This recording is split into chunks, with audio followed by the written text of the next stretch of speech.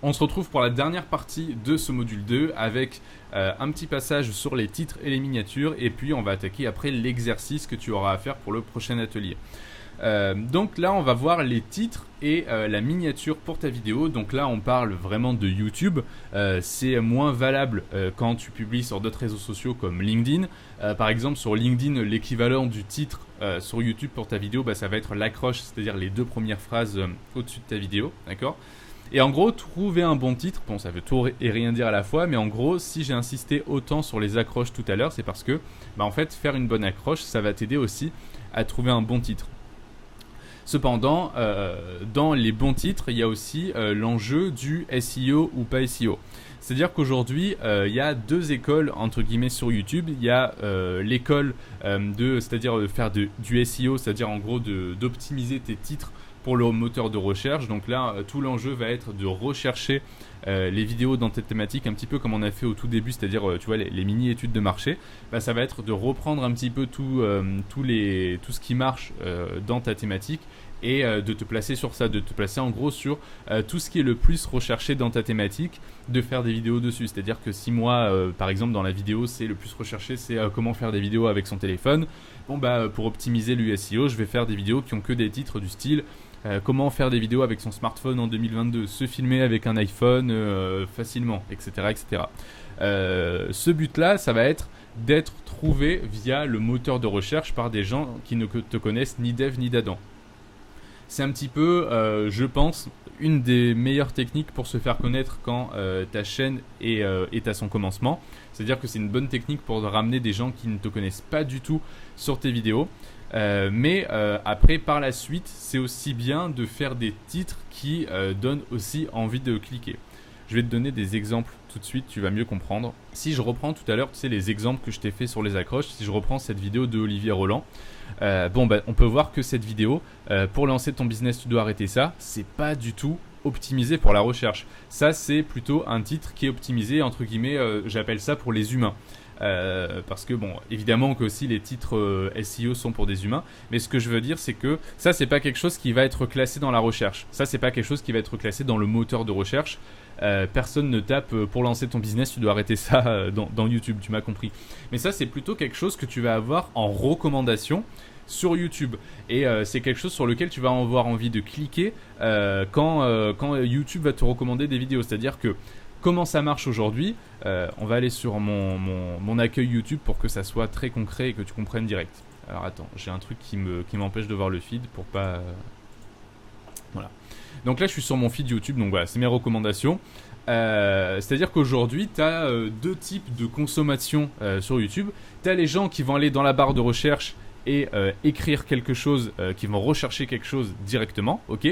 Et puis en fait, tu as les gens qui vont tout simplement prendre ce que l'accueil de YouTube a à leur donner. Et contrairement à ce que tu crois, il y a énormément de gens, et je t'invite aussi à analyser ta propre consommation de YouTube, mais en fait on est nombreux à juste ouvrir YouTube, et quand tu ouvres YouTube, t'as rien à rechercher, à part si tu vas pour quelque chose de précis. Mais ce que je veux dire, c'est que une partie des gens ouvrent YouTube et ils se disent voilà, ok, Bastien il a fait une nouvelle vidéo, Fabien Licard il a fait une nouvelle vidéo, ok. Lena Situation elle a fait une vidéo, putain je l'avais pas vu cette vidéo d'il y a 4 mois de Lena Situation, etc. Voilà, donc ça tu vois, une vidéo de Olivier Roland elle peut complètement se retrouver dans... j'ai tout et n'importe quoi dans mon feed, mais une vidéo de Olivier Roland elle peut complètement se retrouver dans mon feed, tu vois. Là à voir, pour lancer ton business tu dois arrêter ça dans mon feed, c'est totalement ok, tu vois. Pareil, je sais pas, arrêter de boire du thé en sachet, c'est bien, ça peut complètement se retrouver dans mon feed, pourquoi je médite tous les jours, etc. Ça c'est pas des titres qui sont optimisés pour le SEO. Si on prend cette vidéo de Alexandra d'À l'Essentiel, les 4 investissements que je conseille pour ton business, ça c'est plus pour le SEO, tu vois. Ça me donne moins envie de cliquer en mode je suis un humain, j'ai envie de cliquer sur la vidéo parce qu'elle apparaît devant moi, mais plus quelque chose que je veux rechercher, tu vois. Si je tape quelque chose dans la recherche, par exemple, comment... ce clavier ne marche pas, comment lancer son business, voilà, je vais avoir direct en première recommandation comment lancer un business, 10 business rentables à lancer, gagner sa vie sur internet, blablabla, tous les trucs. Voilà, donc là en fait, tout ce que je vais avoir ici, ça va être des miniatures et des titres qui sont optimisés pour la recherche, mais quand je vais ouvrir mon accueil, ça va être plus des trucs qui sont optimisés pour l'accueil, ok. Ce qui est intéressant, c'est que quand on va dans les analytics de YouTube, donc là je vais aller dans mes vidéos et dans les analytics pour te montrer quelque chose. Ok, là tu vois je suis dans les analytics de mes vidéos, donc en gros pour savoir d'où viennent mes vues sur YouTube.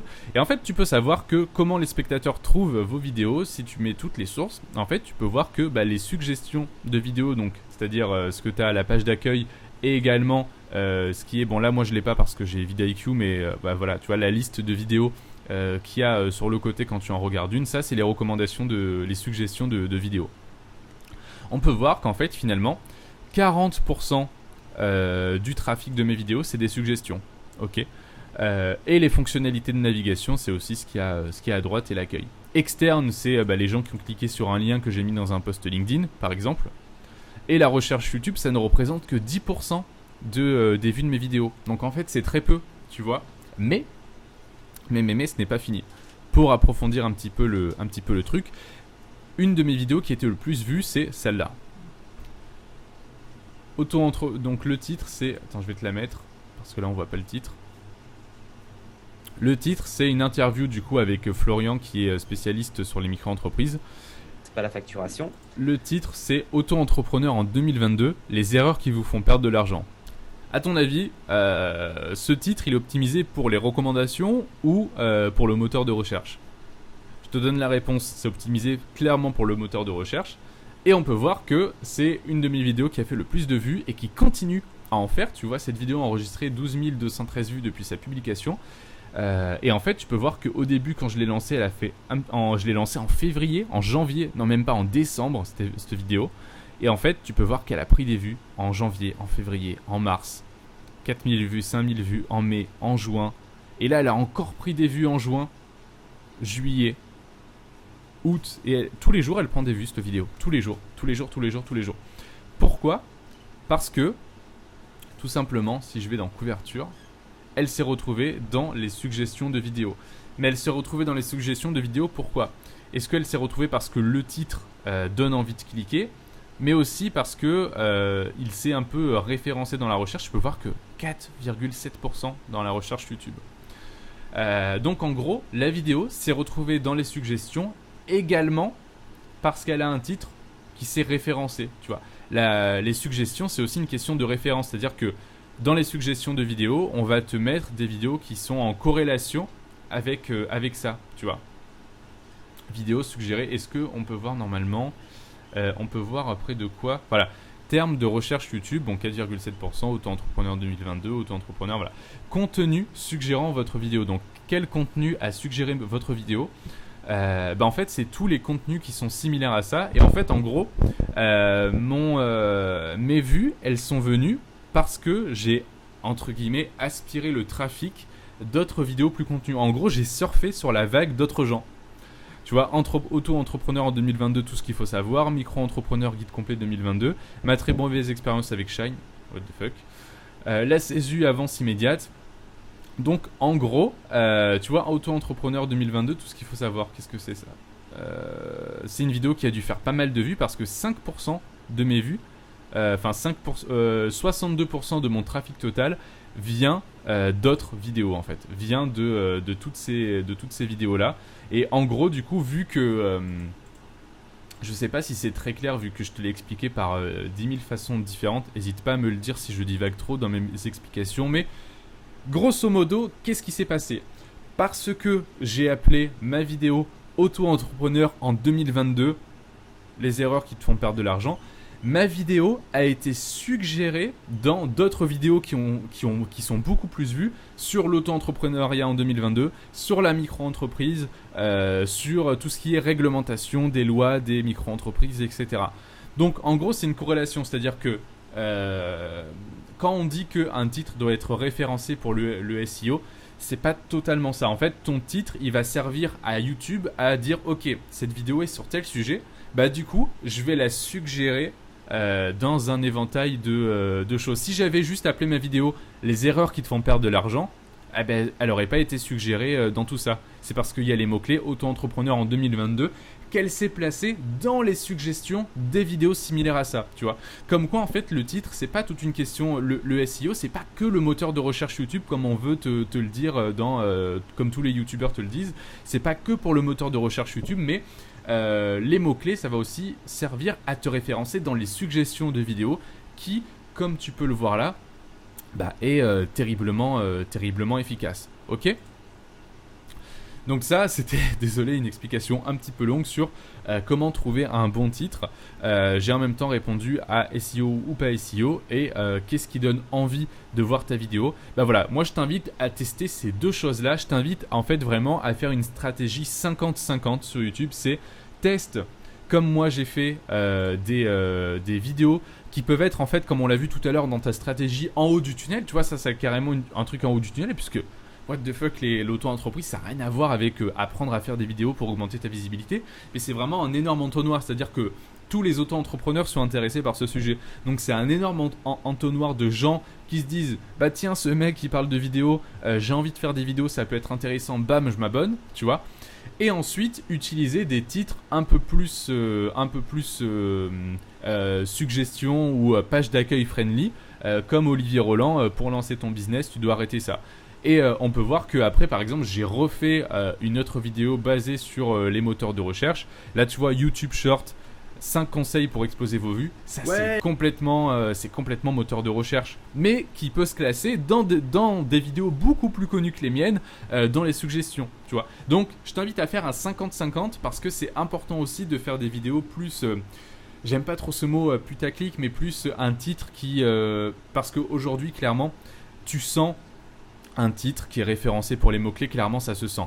Un titre où il y a plein de mots-clés dedans, les gens le savent, les gens ne sont plus dupes. Enfin, en 2022, c'est cramé quand tu appelles ta vidéo comment se maquiller en 2022, comment faire ci, comment faire ça. Voilà. Les titres SEO, ça se crame à 2000 km et c'est aujourd'hui quelque chose qui donne moins envie aux gens de cliquer s'ils tombent sur ta vidéo via la page d'accueil.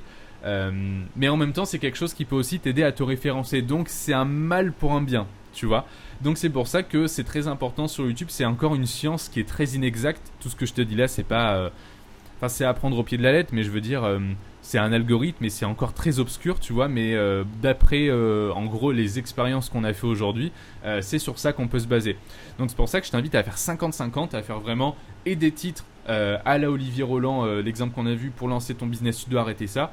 Par exemple, pour toi, si tu travailles dans le marketing digital, ça peut être pour enfin programmer tes contenus, tu dois faire ça. Ou pour avoir plus de vues sur tes posts LinkedIn, tu dois faire ça, etc. Tu vois, ça peut être des trucs de ce style-là. Mais également d'essayer des vidéos très moteurs de recherche comme je le fais en mode comment programmer ses posts en 2022 grâce à tel outil, tu vois, par exemple. Ça peut être des titres SEO. Voilà. Maintenant, c'est parti, à toi de jouer. On attaque l'exercice de la semaine. Donc, si tu arrives à le faire avant le prochain atelier, ça serait vraiment super. Donc, partir d'une idée et écrire ta vidéo selon l'une des méthodes que nous avons vues. Grâce à tous les exemples que je t'ai donnés, j'espère que ça va aussi te donner des idées pour écrire ta vidéo et partir d'une idée accrocheuse. Concentrer toute ton intention sur une intro qui claque. Pareil, grâce aux exemples qu'on a vus, j'ai vraiment envie que tu concentres ton énergie sur le fait de construire une intro parce que c'est ce qui va vraiment t'amener 80% des résultats de ta vidéo. T'inspirer de l'une des 3 structures que nous avons vues. Donc voilà la structure explication, la structure problème ou la structure storytelling. Et dans le prochain module, on verra comment tourner ta vidéo grâce au prochain module.